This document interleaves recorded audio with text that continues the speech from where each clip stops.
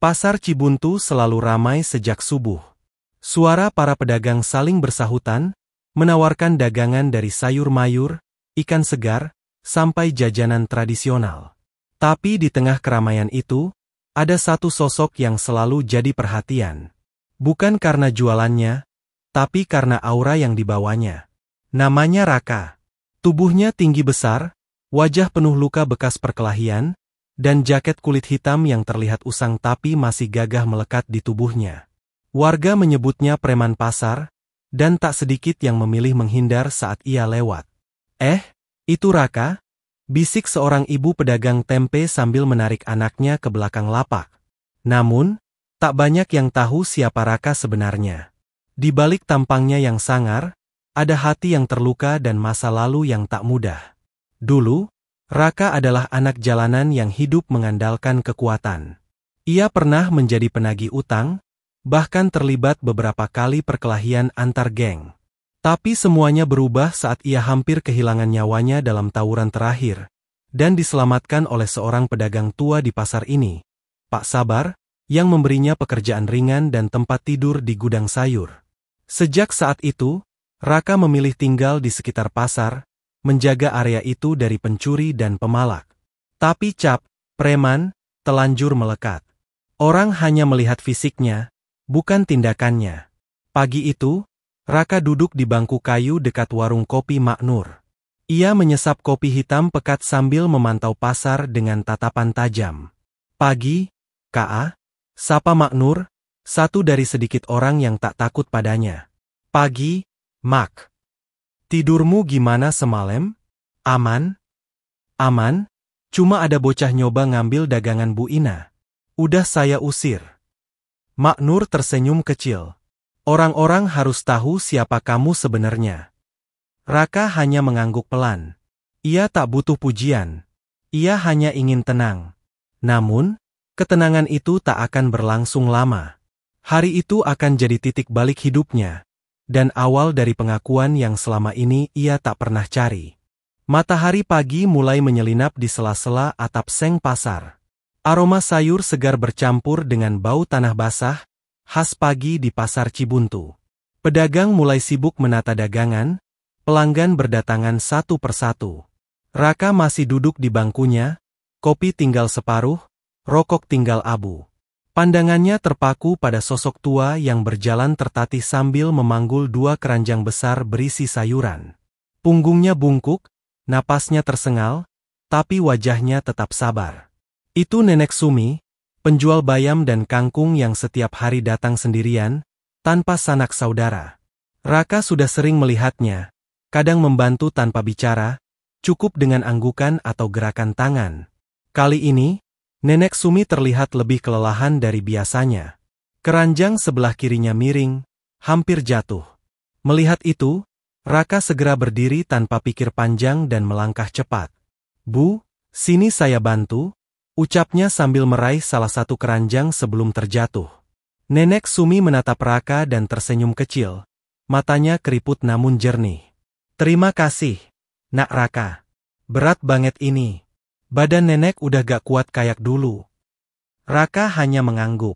Ia membawa kedua keranjang sayur itu seolah tak berbobot, berjalan perlahan mengikuti nenek ke lapaknya yang terletak di pojok pasar, dekat tumpukan peti kosong.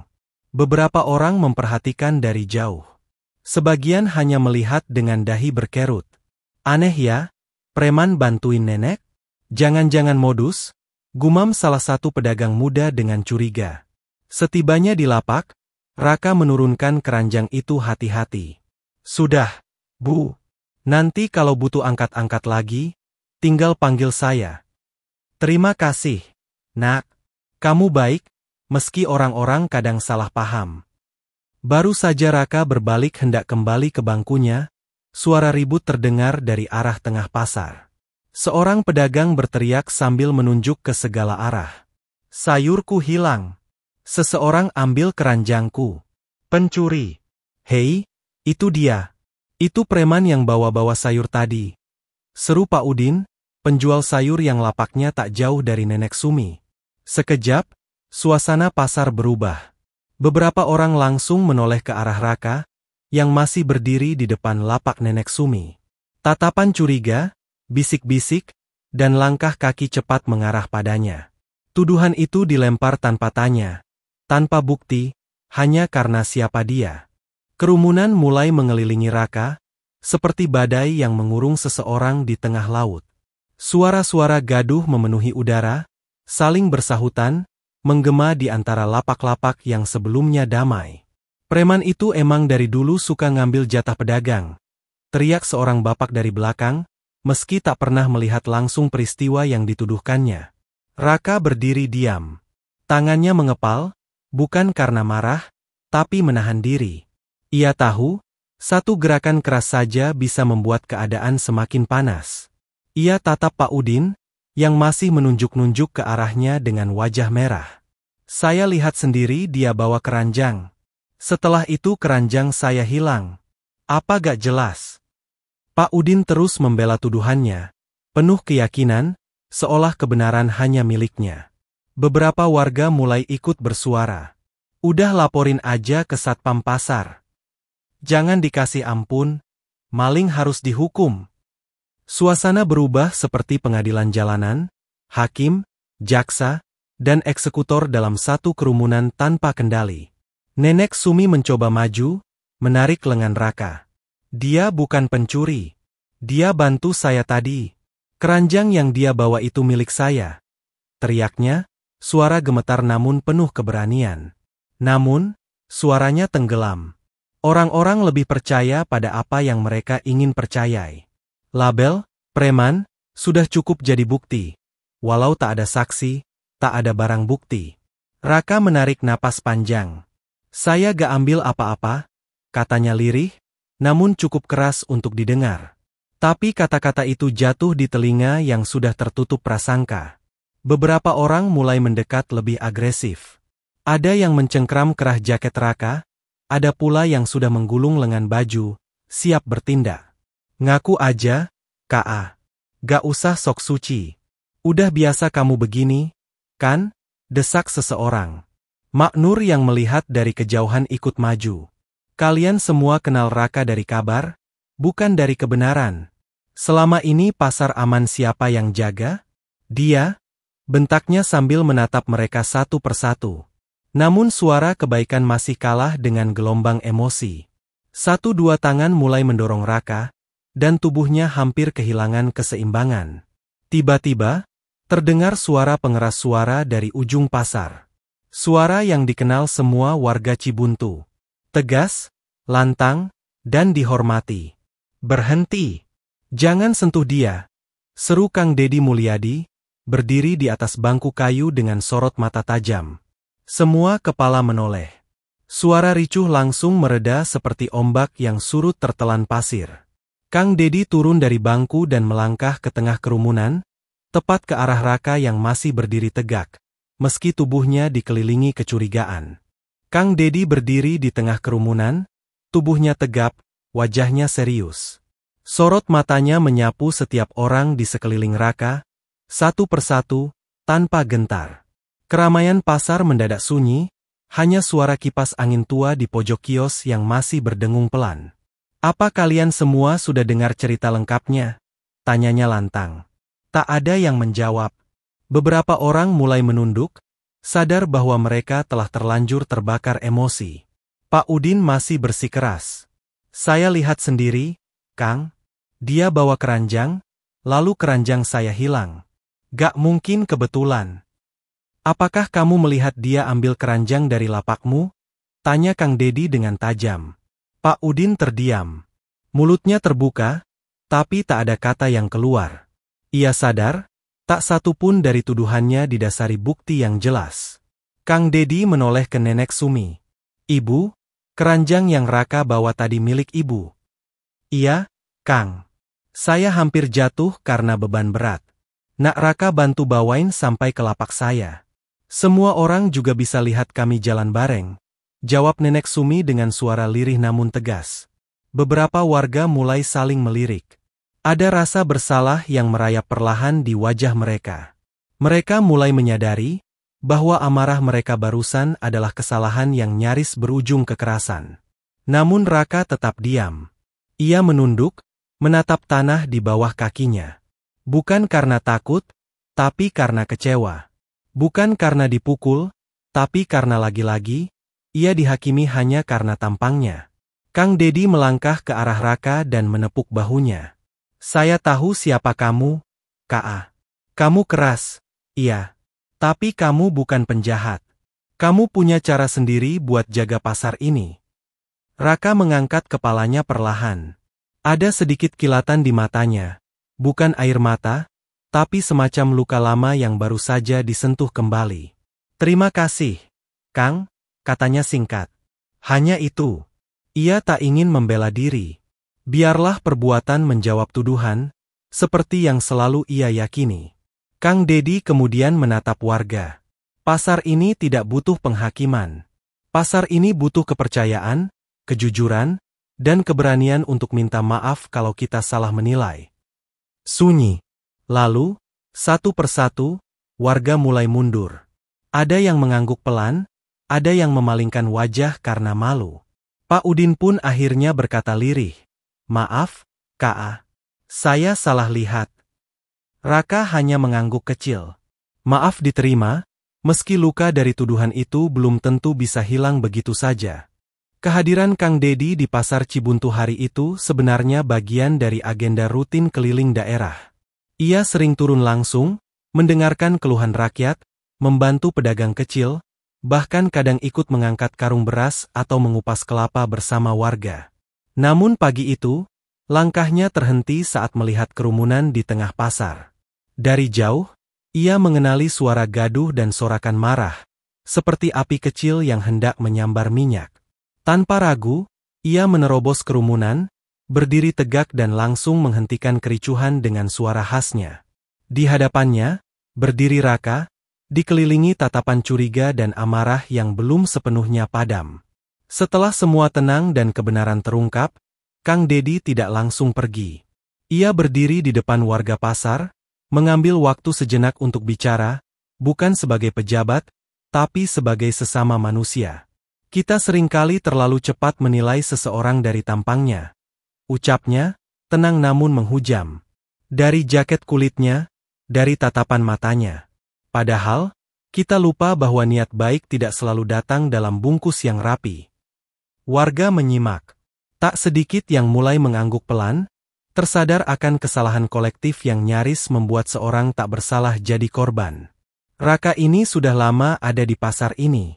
Siapa yang jaga malam saat kalian tidur? Siapa yang bantu ibu-ibu gotong barang?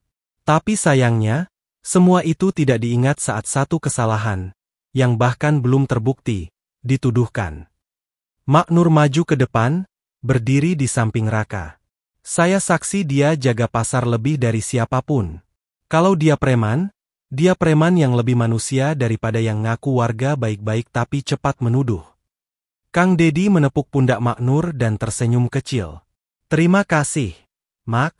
Orang seperti ibu inilah yang bikin pasar ini kuat. Lalu, ia menatap Raka. Ka, kamu sabar luar biasa. Banyak orang bakal marah atau membalas. Tapi kamu pilih diam. Itu bukan kelemahan, itu kekuatan. Raka hanya mengangguk, matanya tak lagi menunduk. Ada ketegasan baru yang muncul, seperti seseorang yang akhirnya diakui setelah sekian lama hidup dalam bayangan. Kang Dedi mengangkat tangan dan berkata pada semua warga, "Mulai hari ini, saya minta kita semua buka mata, buka hati. Jangan cepat menilai.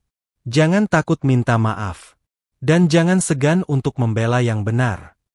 Riuh tepuk tangan pelan menyusul. Bukan karena pidato, tapi karena kata-kata itu membangunkan nurani banyak orang. Hari beranjak siang, sinar matahari menembus sela-sela atap seng pasar. Kerumunan mulai membubarkan diri, tapi suasana belum sepenuhnya kembali normal. Banyak pedagang masih mencuri pandang ke arah Raka, seolah ingin memastikan bahwa ia benar-benar tidak bersalah. Pak Udin, yang tadi paling keras menuduh, kini berdiri canggung di dekat lapaknya. Di tangannya, sebuah keranjang penuh bayam yang ternyata tertinggal di belakang kios, tersembunyi di balik tumpukan dus bekas. Ia menarik napas panjang, wajahnya pucat. Ketemu, Ka? Ucapnya pelan sambil membawa keranjang itu ke arah Raka. Tadi nyelip di belakang, saya nggak lihat. Raka menatap keranjang itu, lalu menatap wajah Pak Udin. Ia tidak berkata apa-apa. Hanya senyum tipis yang muncul di ujung bibirnya, bukan karena puas, tapi lega bahwa kebenaran akhirnya muncul juga. Pak Udin menunduk. Saya benar-benar minta maaf. Saya keburu emosi, saya cuma takut dagangan saya beneran hilang. Saya ngerti, Pak, jawab Raka tenang. Orang yang dagang pasti panik kalau ada yang hilang. Tapi lain kali, tolong tanya dulu, jangan tuduh dulu. Kata-kata itu terdengar lembut, tapi dalam. Seperti air yang menyejukkan setelah bara api nyaris membakar segalanya. Beberapa orang yang mendengar mengangguk setuju, bahkan ada yang terlihat malu sendiri. Kang Dedi kembali mendekat, lalu merangkul bahu Raka. Kamu sudah lebih dari cukup, Ka. Banyak orang bisa kuat saat berkelahi, tapi gak semua bisa kuat saat disalahpahami. Berita soal kejadian pagi itu menyebar cepat. Dalam hitungan jam, video pendek dari warga yang merekam kejadian tersebar di media sosial. Banyak yang tersentuh saat melihat Raka tetap diam meski dituduh, dan Kang Dedi yang turun langsung membela. Komentar pun membanjiri unggahan itu. Jangan nilai orang dari penampilan. Bang Raka keren, sabarnya luar biasa. Salut buat Kang Dedi, selalu bela rakyat kecil. Sore harinya, beberapa pedagang mulai mendatangi Raka. Ada yang membawa teh hangat, ada yang menawarkan rokok, ada pula yang hanya datang untuk bilang terima kasih karena telah menjaga pasar selama ini. Raka menerimanya dengan sederhana. Ia tidak butuh sanjungan. Yang ia harapkan sejak dulu cuma satu, kesempatan untuk dilihat bukan dari wajah, tapi dari hati. Dan hari itu, untuk pertama kalinya dalam waktu yang lama, Raka merasa dilihat dengan cara yang berbeda. Sejak kejadian itu, perlakuan warga pasar terhadap Raka perlahan berubah. Bukan lagi tatapan curiga yang menyambutnya tiap pagi, melainkan anggukan sopan dan senyum kecil yang dulu nyaris tak pernah ia terima. Mak Nur, yang sejak awal percaya padanya, kini tak perlu lagi membela Raka sendirian. Beberapa pedagang mulai terbuka, mulai bertanya kabar, bahkan sesekali bercanda saat Raka melintas. Di satu sisi pasar, Nenek Sumi menyiapkan seikat kangkung dan bayam untuk Raka setiap pagi.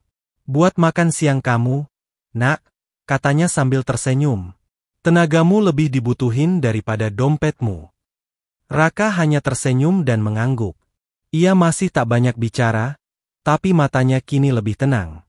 Ia tahu, luka memang tak bisa hilang dalam sehari, tapi pengakuan adalah awal dari penyembuhan.